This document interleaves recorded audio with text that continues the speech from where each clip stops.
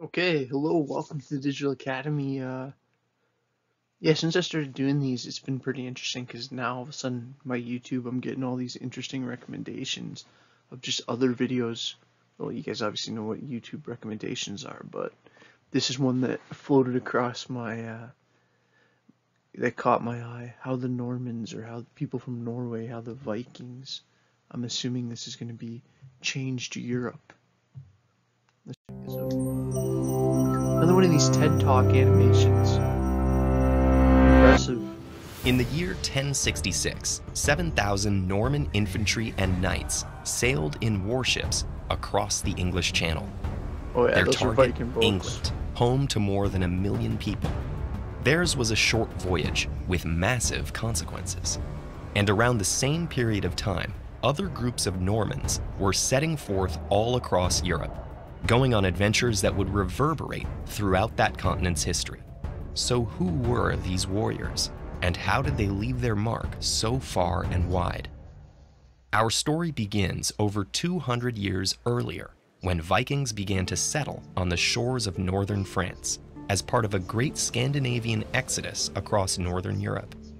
The French locals called these invaders Normans, named for the direction they came from. Eventually, Charles, the king of the Franks, negotiated peace with the Viking leader Rollo in 911, granting him a stretch of land along France's northern coast that came to be known as Normandy. The Normans proved adaptable to their newly settled life. They married Frankish women, adopted the French language, and soon started converting from Norse paganism to Christianity. But though they adapted, they maintained the warrior tradition and conquering spirit of their Viking forebears.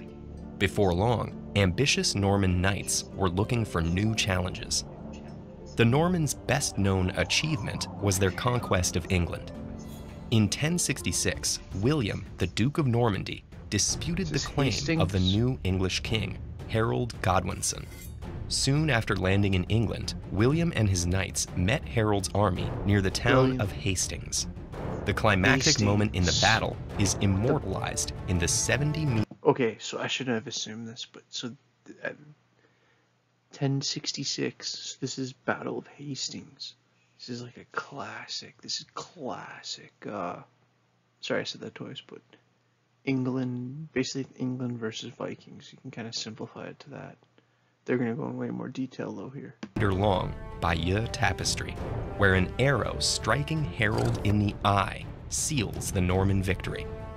William consolidated his gains with a huge castle-building campaign and a reorganization of English society.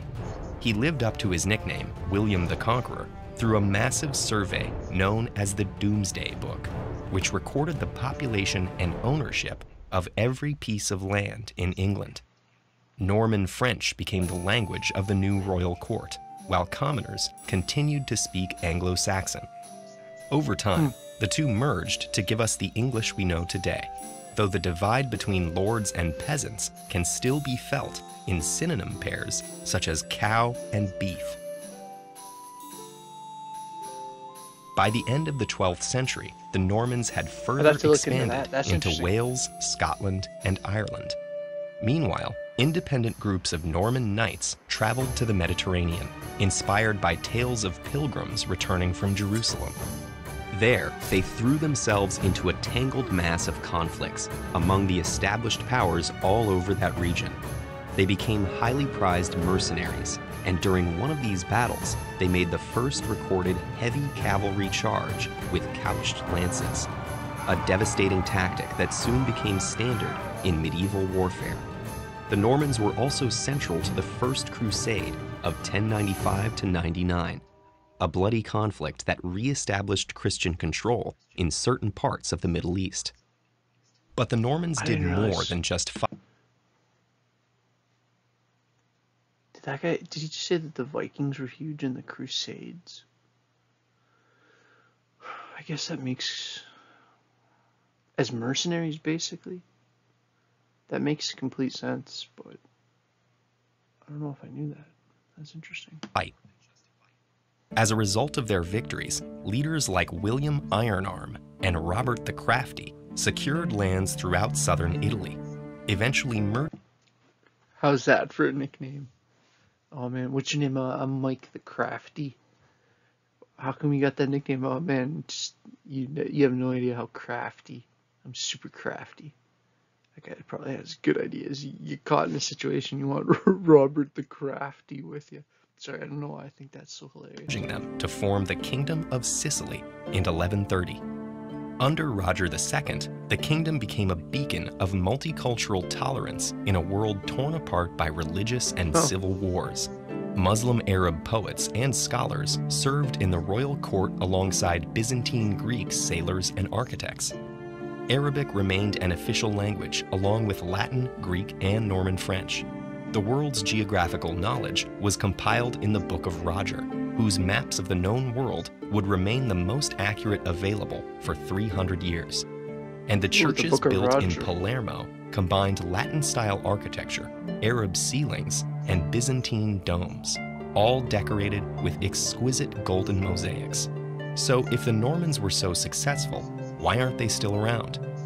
In fact, this was a key part of their success, not just ruling the societies they conquered, but becoming part of them. Although the Normans eventually disappeared as a distinct group, their contributions remained.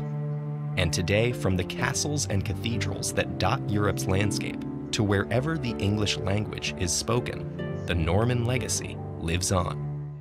Check out this lesson to learn more about how the Normans helped shape the... Okay, so this is going to sound dumb maybe to somebody really hardcore into European history, but so these people are coming from the Norse. They're called the Normans. Obviously similarities to Vikings. It'd be interesting genetically, like it seems like they would have connection to the people of Denmark and maybe Sweden. But they're saying that bloodline's, I don't know, just what he said at the end there about the bloodline being done.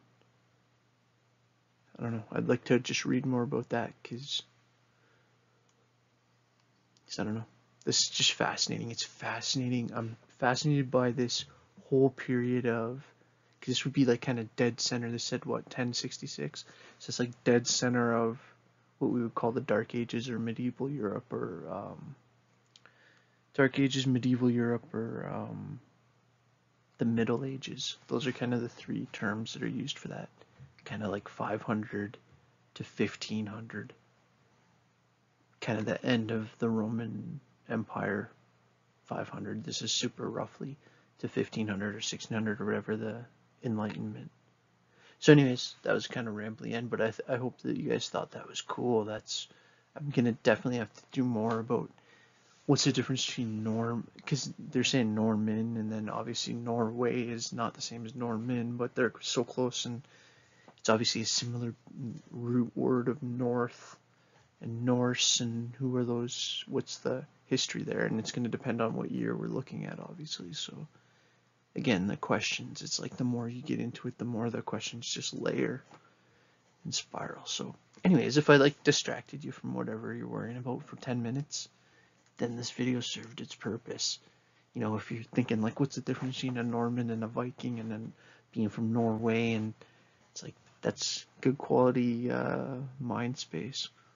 All right, cheers.